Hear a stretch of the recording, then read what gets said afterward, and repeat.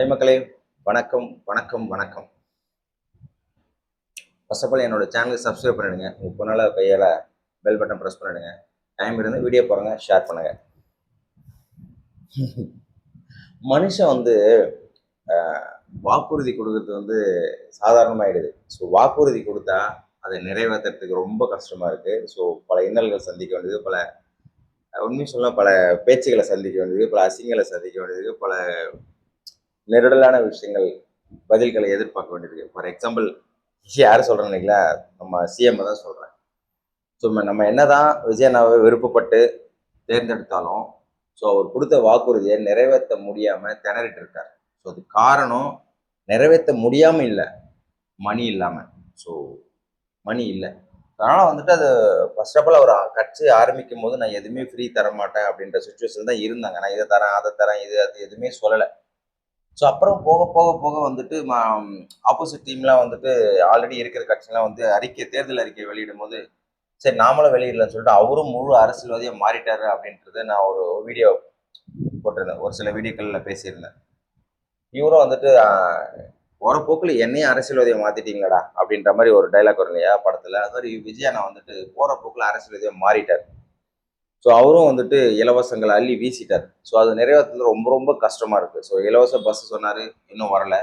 So எல்லாருக்கும் தெரியும். Case சொன்னார், இன்னும் வரல. ஸோ மாமன் திட்டம், அண்ணன் திட்டம், தாய் மாமன் திட்டம்லாம் அதுவும் ஒன்றும் ப்ராசஸ் இல்லை.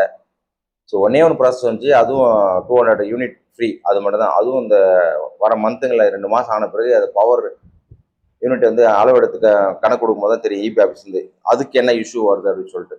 ஸோ அதனால் வந்துட்டு நிறைய வந்து ஃப்ரீ கன்வென்ஸ் சொன்னார். பட் எதுவுமே வந்து ப்ராசஸ் பண்ண முடியாது. காரணம் ஒன்றே ஒன்று, பணம் தான். ஸோ அதனால் வந்துட்டு இனிமேல் வர காலங்களில் ஸோ பணத்தை வச்சு தான் வந்து அறிக்கை வெளியிடணும். அந்த விஷயத்தில் வந்து விவசாய கடன் தள்ளுபடி, மெயினாக வந்து விவசாய கடன் தள்ளுபடி. ஸோ வாக்குறுதி கொடுத்தாச்சு, ப்ராமிஸ் பண்ணியாச்சு, அது கொடுக்க முடியல. அது கொடுக்க முடியலன்னா வந்துட்டு அறிக்கை வெளியிடணும். ஸோ டைம் கேட்டார், அது டசன்ட் மேட்டர். டைம் எடுத்து டசன்ட் மேட்டர் இருக்குது. எல்லாமே எதிர்பார்க்கறது என்னன்னா, நீங்கள் புதுசாக இருந்தாலும் நாங்கள் எதுவும் பண்ண முடியாது, எங்களுக்கு தேவையான ப்ராசஸ் பண்ணிட்டு தான் இருக்கணும். ஸோ அதுக்காக சாப்பிடாம தூங்காமல் கவர்மெண்ட் எம்ப்ளாயும் சம்பளம் வாங்காமல் இருக்க முடியுமா அப்படின்ற மாதிரி தான். ஸோ விஜயனா வந்துட்டு பிரச்சனை கிடையாது, அவர்கிட்ட பணம் இருக்குது, அவர் போவார் வருவார் சாப்பிடுவார். அவங்க சுற்றி இருக்கிறவங்களும் எல்லாருமே வந்துட்டு பிரச்சனை இல்லை, சம்பளம் வாங்க எல்லாமே எக்ஸட்ரா எக்ஸட்ரா. பட் பொதுவாக உங்களுக்கு வாக்களித்த பொதுமக்கள் வந்து என்ன பண்ணுவாங்க, ஸோ அவங்க எதிர்பார்ப்பது ஃப்ரீ பஸ் கண்டிப்பாக எதிர்பார்ப்பாங்க, கேஸ் எதிர்பார்ப்பாங்க. குறிப்பாக வந்து இந்த 2500 எப்படா போடுவோன்னு எதிர்பார்ப்பாங்க. ஸோ ஏன்னா அடுத்த மாநிலம் வந்து நேற்று வந்து ப்ராசஸ் பண்ணியாச்சு. ஸோ நம்ம மாநிலத்தில் வந்து 2500 தான். பட் அதே வெஸ்ட் பெங்காலில் புதுசாக பதவி வைத்தாங்களே, அவங்க 3000 ப்ராசஸ் பண்ணியாச்சு, கொடுத்தாச்சு. ஸோ அவங்க தமிழ்நாடு அப்படியே டிப்பிக்கலாக காப்பி அடிச்சு தான் சொல்லியிருக்காங்க. கேஸ் ஆகட்டும், அந்த மகளிர் உரிமை தொகை ஆகட்டும், இலவச பஸ் ஆகட்டும், ஃப்ரீ பஸ். அது என்னடா எல்லா மாநிலத்துமே எல்லாருமே வந்து லேடிஸ் மட்டும்தான் ஃப்ரீ ஃப்ரீன்றீங்க. பட் ஜென்ஸை பார்த்தா எப்படி தெரியுது? ஜென்ஸும் எவ்வளோ பேர் வேலை வெட்டி இல்லாமல், பணம் இல்லாமல், போக்குவரத்து போகிறது இல்லாமல், வரதால வண்டியை வச்சுருந்தாலும் காரே வச்சுருந்தாலும் பெட்ரோல் போகிறது காசு இல்லாமல் பெட்ரோல் விலை ஏறிட்டே தான் இருக்குது. ஸோ அது ஆம்பளையும் கன்சிடர் பண்ணலாம். ஸோ அதனால வந்து ஒன்லி லேடிஸ் மட்டும்தான் வந்து எல்லா அரசியல்வாதியும் கவர் பண்ணுறாங்க. அது ஏன்னு தெரியல. லேடிஸும் தான் சம்பாதிக்கிறாங்க, ஜென்ஸுக்கு ஈக்குவலாக லேடிஸும் சம்பாதிக்கிறாங்க, சம்பாதிக்கலாமா இல்லை. ஆனால் வந்துட்டு லேடிஸ் எங்கே போனோமே லேடிஸ்க்கு தான் சலுகை வாரி வீசுகிறாங்க. ஸோ இருந்துட்டு போட்டோம், சரி விடுங்க. எப்போவுமே ஜென்ஸ் வந்து பாவப்பட்ட மனுஷனாவே இருந்துட்டு போட்டேன். சிஎம் இருக்கிறது ஜென்ஸ் தான். பட் ஆனால் ஜென்ஸ் மேலே பாவம் இல்லை. அவன் எங்கன்னா குடிச்சு குண்டியை கட்டினா அப்படியே நடுரோட தூங்கி இருந்தாலும் கவலை கிடையாது. ஸோ அது அப்படி தான். ஆம்பளை இல்லை, ஒன்றும் பிரச்சனை கிடையாது. ஒரு ஆம்பளை குண்டியை போனாலும் நம்ம பிரச்சனையே கிடையாது. பட் லேடிஸ் வந்து பெஸ்ட் சேஃப்டி, இருந்துட்டு போட்டோம். ஸோ ஓகே, சலுகைகள் எல்லாமே லேடிஸே அனுபவிக்கிட்டோம். ஜென்ஸ் வந்து எப்பவுமே கஷ்டப்பட ஜென்மம் தான், வேற வழி என்ன பண்ணுறது. ஸோ அதனால் வந்துட்டு கடவுளும் கஷ்டப்பட விடுறாரு. ஸோ அரசியல்வாதிகளும் சிஎம்மும் வந்து எல்லா மாநிலத்திலையும் வந்து ஜென்ஸுக்கு ஒரு ஒரு ஆணியை கழட்டுற மாதிரி எந்த ஸ்கீமும் கிடையாது. ஸோ ஸோ ஒன்னே ஒன்று இருந்துச்சு. ஸோ அதுவும் விவசாய கடன் தள்ளுபடி. அது முழுக்க முழுக்க விவசாயத்தை வந்து ஆம்பளைங்க தான் கட்டி காப்பாற்றுறாங்க. இந்த விவசாய கடன் தள்ளுபடியை அண்ணன் சொன்னார், அவர் சொன்ன ஸ்கீம் பிரகாரம் தள்ளலை அப்படின்னு சொல்லிட்டு பெரிய கோரிக்கை போயிட்டே இருக்குது. இது வந்து விஜயனை வந்து கன்சிடர் பண்ணணும். ஸோ பக்கத்து மாநிலத்தில் ஐ மீன் வெஸ்ட் பெங்காலில் இப்போ தான் புதுசாக பொறுப்பேற்ற அந்த சிஎம் வந்து சுகந்த அதிகாரி அவர் வந்துட்டு என்ன பண்ணாரு, 36,000 கோடி சம்திங் ஏதோ ஆளு 1,00,000 ரூபாய்க்கு தள்ளுபடி பண்ணியிருக்கோம். 1 லட்சமா 2 லட்சமா மொத்தமாக தள்ளுபடி பண்ணியிருக்காரு. 1 லட்சமா 2 லட்சமா சம்திங் தெரியல. இங்க நம்ம தமிழ்நாட்டுல என்னன்னா 1,00,000 வாங்கலாம் 5,000 தள்ளுபடி பண்ணியிருக்காரு. இது ரொம்ப ஓவரா இல்ல விஜயண்ணா, ரொம்ப ஓவர்ண்ணா இதெல்லாம். ஸோ இல்லைன்னா ப்ராசஸ்ல இருக்கு, அண்டர் ப்ராசஸ்ல இருக்குன்னு மக்கள் கிட்ட சொல்லியிருக்கலாம். என்ன பண்ணலாம், ஃபண்ட் வந்த பிறகு பண்ணலாமா அப்படின்னு சொல்லிட்டு அவசரப்பட்டு தள்ளணும்னு அவசியம் இல்லை. ஸோ எல்லாமே வந்து அவங்க கடந்த 5 ஆண்டுல வாங்கியிருக்காங்க. 5 வருஷமோ 6 வருஷமோ இல்லை 10 வருஷமோ அந்த கடன் கட்டாம இருப்பாங்க, வட்டி மட்டும் கட்டிட்டு இருப்பாங்க விவசாயிகள்.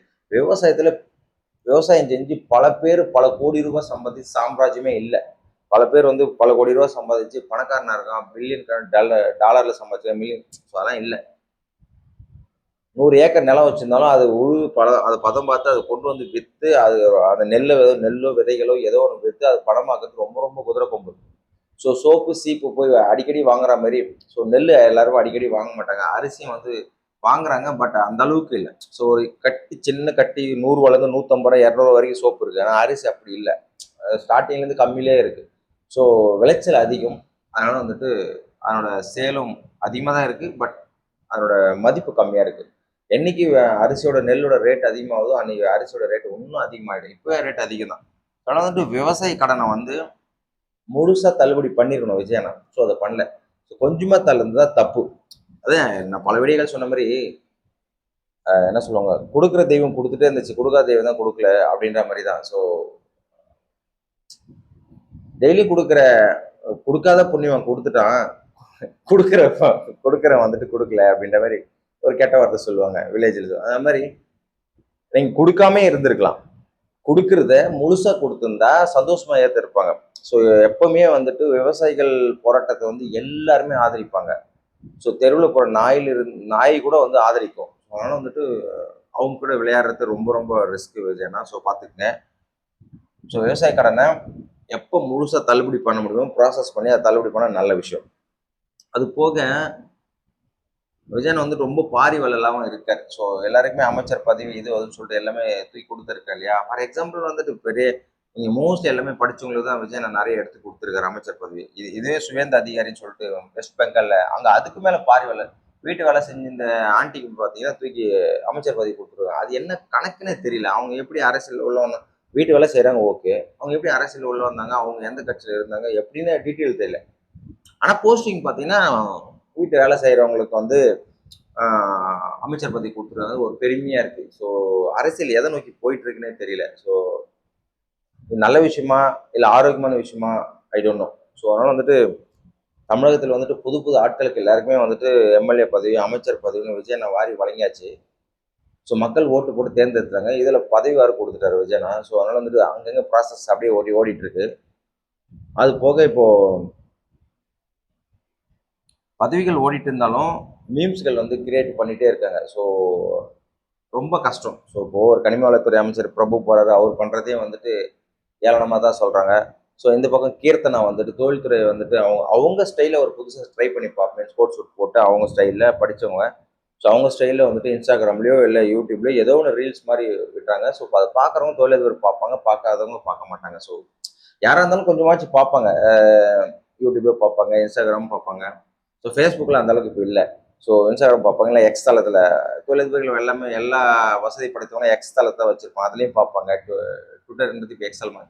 ஸோ அதனால் பார்த்துட்டு தேவைப்படுறவங்க மீட் பண்ணலாம், இல்லைனா மீட் அரேஞ்ச் பண்ணாலும் இருக்கும். ஸோ நல்ல விஷயம். அதையும் ட்ரோல் பண்ண ஆரம்பிக்கிறாங்க.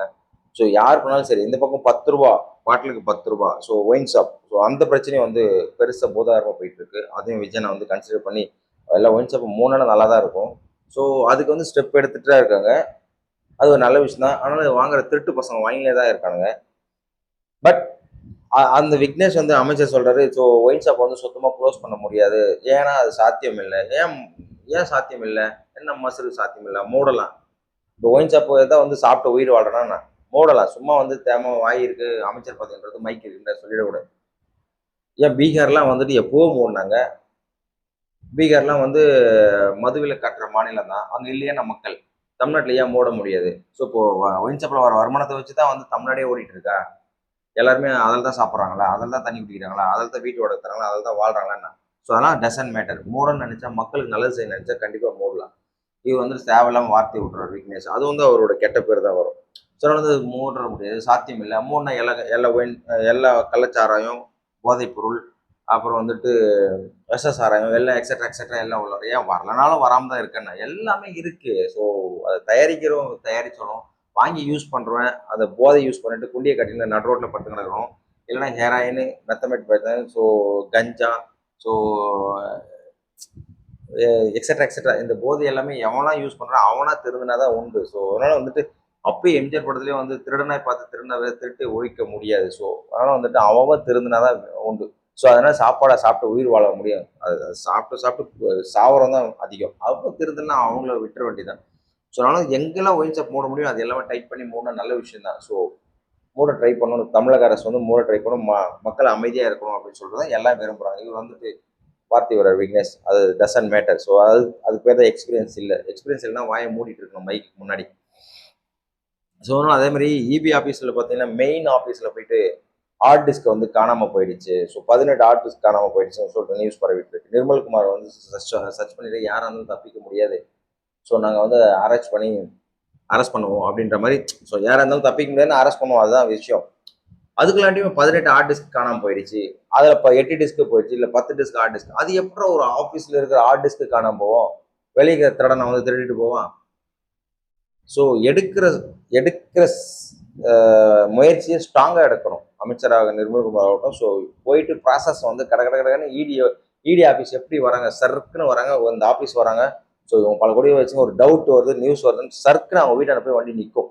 நின்றுட்டு கடன்னு ப்ராசஸ் பண்ணுவாங்க. சிபி ஆஃபீஸர், ஸோ இல்லை சிஐடி ஆஃபீஸ், இன்கம் டேக்ஸ், யார் அவங்க இடி ஆஃபீஸ் யார் அங்கே என்ன ஒர்க்கு போகிறாங்களோ அவங்க சொல்லிட்டு அந்த ஐடி கார்டு காட்ட உள்ளே போய் அழகாக ப்ராசஸ் பண்ணிட்டு போயிட்டே இருப்பாங்க. சிக்கன ஆவணங்களை தூக்கிட்டு போயிட்டு தேவையான தண்டனை வாங்கி கொடுப்போம். அந்த மாதிரி ப்ராசஸ் பண்ணுவோம். நாங்கள் வந்து ஸ்டெப் எடுப்போம், இது பண்ணுவோம், அதை பண்ணுவோம்னு சொல்லிட்டு அவங்களுக்கு நான் பொறி கொடுக்குற மாதிரி உடனே போனால் உள்ள இருக்கிறவங்க எல்லாம் திருட்டு பசங்க, எல்லாமே ஆல்ரெடி திருட்டு பசங்க தானே. டிஎம்கே வந்து ஆட்சியில் இருக்கும்போது எல்லாமே திருட்டு போயிடலாம், எல்லாமே கொள்ள. ஸோ சிஎம்ஏ வந்து கட்டிங் வாங்கும்போது கீழே இருக்கிறவங்க வாங்க மாட்டேறான். ஸோ அதான் ஒரு பொதுப்பயத்தில் ஒருத்தர் சொன்னேன், முதலமைச்சர்லேருந்து அமைச்சர்லேருந்து எம்எல்ஏலேருந்து எல்லாத்துக்கும் கீழே கவுன்சிலர் வரைக்கும் நாங்கள் கமிஷன் கொடுத்துருக்கோம். ஸோ ஒன்றுமே பண்ண முடியாது. கமிஷன் கொடுக்காம எந்த வேலையும் நடக்காது, லஞ்சம் இல்லாமல் எந்த வேலையும் நடக்காதுன்னு ஓப்பன் டாக் கொடுத்தாச்சு. இதுக்கு மேலே என்ன ஒன்றையும் கழட்ட முடியாது. ஸோ அதனால் வந்துட்டு இபி ஆஃபீஸில் மெயின் ஆஃபீஸில் தலைமை செயலகத்து மெயின் ஆஃபீஸில் வந்து ஹார்ட் டிஸ்க் காணாமல் போயிடுச்சு. அது எப்படி காணாம போகும்? ஸோ உள்ளுக்கு வெளியில் இருக்கிற திருடன் எவனும் வரமாட்டான். ஸோ இது வந்து பெரிய குற்றச்செயல் தான். ஹார்ட் டிஸ்கை திருடிட்டு போயிட்டு கொண்டு போயிட்டணும். அப்புறம் எப்படி ப்ராசஸ் பண்ணி எப்படி தண்டனை வாங்கி கொடுக்க முடியும்? ஸோ அதனால் வந்துட்டு பல்வேறு துறைகள் வந்துட்டு இவங்க தவக அரசில் வந்துட்டு சிஎம் அண்ணா உத்தரவு பேரில் எல்லாமே கிண்டிட்டு இருக்காங்க. பட் ஆனால் வந்து எல்லாமே உஷாராயிடுறாங்க. ஸோ தோண்ட தோண்ட குப்பை வந்துட்டே தான் இருக்குது. ஸோ இது ப்ராசஸ் பண்ணுறதுக்கு இன்னும் 50 வருஷம் தேவைப்படும். அண்ணன் வந்து தூய்மையான ஆட்சி கொடுக்குறோன்னு சொன்னார் சிஎம் அண்ணா. ஸோ விஜய் அண்ணா சொன்னது வந்து இன்னும் 50 வருஷம் தேவைப்படும். அப்போ தான் வந்து தூய்மையான ஆட்சி, சிங்கார சென்னை சிங்கப்பூர் சென்னை, ஊழல் ஆட்சி, போதையில்லா தமிழகம், பெண்கள் பாதுகாப்பு, அப்புறம் சட்டம் ஒழுங்கு, இது எல்லாமே சீராகணும்னா கண்டிப்பாக 50 வருஷம். அப்படி இல்லைன்னா அதுக்கு முன்னாடியே 10 வருஷம் 15 வருஷம் பண்ணிட்டாங்கன்னா சிறப்பு. ஸோ அது வந்து பெரிய விஷயமா தான் இருக்கும். ஸோ அதுக்கு வந்து எதாவது சொல்லுவாங்கல்ல, இரும்பு கரம் கொண்டு நடவடிக்கை, போர்க்கள அடிப்படையில் நடவடிக்கை எடுத்தால் மட்டும்தான் முடியும். ஸோ இந்த பிரச்சனை, ஸோ விவசாயத்தால் பிரச்சனை போயிட்டு இருக்கு, சட்டம் ஒழுங்கு பிரச்சனை பெருசாக போயிட்டு இருக்கு, சட்டம் ஒழுங்கு போயிட்டு இருக்கு, அதையும் கட்டுப்படுத்த முடியல. இந்த 10 ரூபா பாட்டிலுக்கு அது ஒரு பெரும் கொடுமையா இருக்கு கருமம், அதையும் ஒழிச்சு தொலைல. ஸோ அதனால வந்துட்டு எப்போதும் போல இந்த பெண்கள் பாதுகாப்பு, எப்பவும் போல வெட்டு குத்து கொலை, ஸோ இது எல்லாம் ப்ராசஸ் நடந்தது தான் இருக்கு. விஜய் எனக்கு வந்து பெரும் தலைவலி தான், தலைவலி தான். ஸோ ப்ராசஸ் எல்லாம் போயிட்டே வாக்குறுதி கொடுத்தாரு, அதை நிறைவேற்றத்துக்கு விஜய் அண்ணன் வந்து கஷ்டப்பட்டு நிறைவேற்றி ஆகணும். அப்போதான் நல்ல பேர் எடுக்க முடியும். அப்போதான் அடுத்த 5 ஆண்டு ஆட்சி பிடிக்க முடியும். இன்னும் டைம் இருக்கு, நிறைய டைம் இருக்குன்னு வச்சுங்களேன். இன்னும் ஆட்சிக்கு வந்து 5 மாசம் கூட ஆகல, 5 வருஷம் முழுசா இருக்குல்ல, இன்னும் 5 மாசம் கூட ஆகல. ஸோ அதனால ப்ராசஸ் வந்து ஸ்டார்ட் அப்பில் தான் இருக்கு. ஸோ ஸ்டெப் பை ஸ்டெப்பாக எடுத்துட்டு இருக்காங்க. இப்பவும் சொல்றேன், பல வீடியோவில் சொன்னேன், இன்னமும் டிவிக்கு எம்எல்ஏக்கள் மட்டும்தான் வேலை பார்க்குறாங்க, அமைச்சர்கள் மட்டும்தான் வேலை பார்க்குறாங்க. ஏடிஎம்கில் டிஎம்கில் இருக்கிற அமைச்சர்கள் எம்எல்ஏக்கள் ஆகட்டும், இவங்கெல்லாம் என்ன கல்ட்டுறாங்கன்னே தெரியல. பதுக்கி வச்சுக்கிற பணத்தை எண்ணி பார்த்துக்கிறாங்கன்னு நினைக்கிறேன். வாங்கின சொத்துங்க, வாங்கின நகைங்க எல்லாத்தையும் வந்து பாதுகாப்பாக இருக்கா இல்லையா, இல்லை டிவி அரசில் இருந்துட்டு எவனா செக் பண்ண வருவானா, இல்லை இடியிலேருந்து எவன் ஆஃபீஸ் வருவானா, இல்லைன்னா நம்ம சொத்துக்கள் பறிமுதல் செய்யப்படுமா, இல்லை நம்ம அரெஸ்ட் பண்ணப்படுமான்னு சொல்லிட்டு யோசிச்சுட்டு இருக்கான்னு நினைக்கிறேன். முன்னாள் எம்எல்ஏக்கள் ஆகட்டும், அமைச்சர்கள் ஆகட்டும், டிஎம்கே ஏடிஎம்கே எல்லாம். ஸோ அதனால தான் எவனும் எந்த பக்கம் தொகுதி பக்கமே போக மாட்டேங்கிறானுங்க. இது வரைக்கும் போயிட்டு இவங்க செக் பண்ணாங்க, ஏடிஎம்கே எம்எல்ஏ செக் பண்ணாங்க, டிஎம்கே எம்எல்ஏ செக் பண்ணாங்க, ஒரு நியூஸ் கூட வரல கருமம். ஒரே ஒரு வாட்டி விருதாச்சலத்தில் வந்துட்டு பிரேம்லதா எம்எல்ஏ போயிட்டு சும்மா லைட்டாக அந்த நெல்லுலாம் எப்படி இருக்குது என்ன பார்த்துட்டு வந்தாங்க போல. ஸோ சும்மா ஃபார்மாலிட்டி சும்மா அப்படியே போனாங்க காற்று வாக்கில் போய் செக் பண்ணுறது அவ்வளோதான். அதுக்கப்புறம் ஒன்றும் காணும், கட்சி ஆஃபீஸ் இது எதுவும் போயிடுறாங்க. இன்னும் சட்டசபை கூடல. தமிழ்நாடு ஒரு நியூட்ரலாக போயிட்டு இருக்கு. விஜய் நான் இன்னும் ஸ்டெப் எடுத்து இன்னும் ஃபாஸ்ட் மூவிங்ல குதிரை வேகத்தில் ஆட்சி செலுத்தினா மட்டும்தான் சிறப்பாக இருக்கும். பார்ப்போம்.